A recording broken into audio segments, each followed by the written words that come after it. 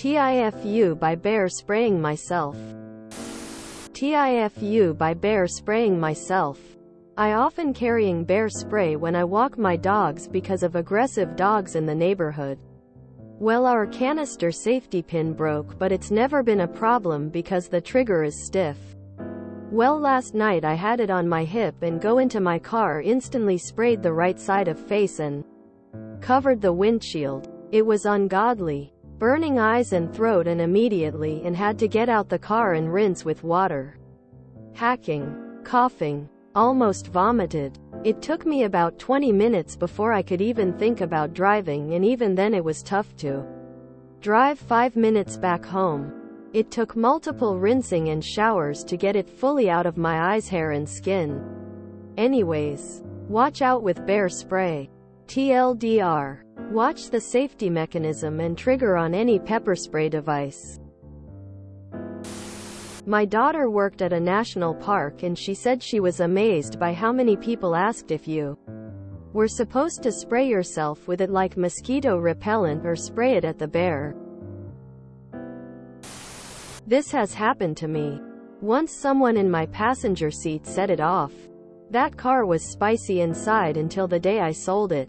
Even after multiple cleanings. I used to carry it while walking my dog.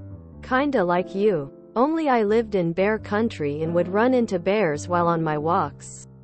Especially in the mornings. I lost the safety pin after using the spray for defense against an aggressive bear that my neighbors had been leaving food out for.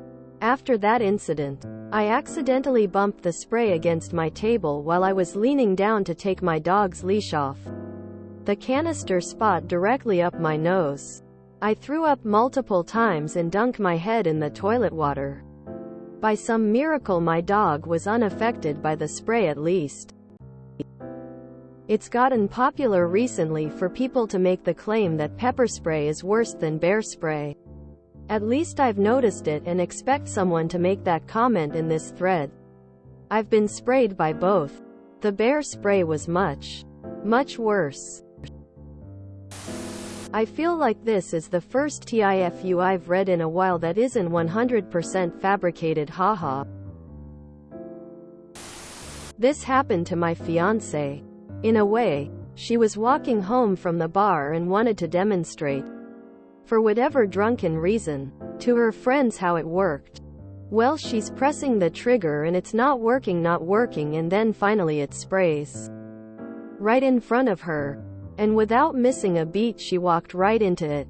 Cue a bunch of home remedies from mustard to aloe to Dawn dish soap. At the end of the night it was a good laugh and lesson learned. Don't walk into pepper spray. That must have been unbearable. Would you say you could barely stand it? I'll see myself out. The TLDR is too true though. And reminds me of a story even. Always check your safety on anything. My sister moved into a kinda rough part of the city. And decided she should get a taser to protect herself. She was checking out all of the controls on it. And sat it down in a chair for a minute. Then went off to do something else. Completely forgetting about it. Later, she sat down in that chair. And got a taser in places you would never want one. She's been religious about the safety ever since. But she definitely learned the hard way, as you did here. Normal human mistakes. But our own clumsiness can hurt. I had a patient last summer who was carrying her bear spray with the nozzle facing up in a scat belt. The safety had come off. And she bent over to tie her shoe and sprayed herself directly in the face.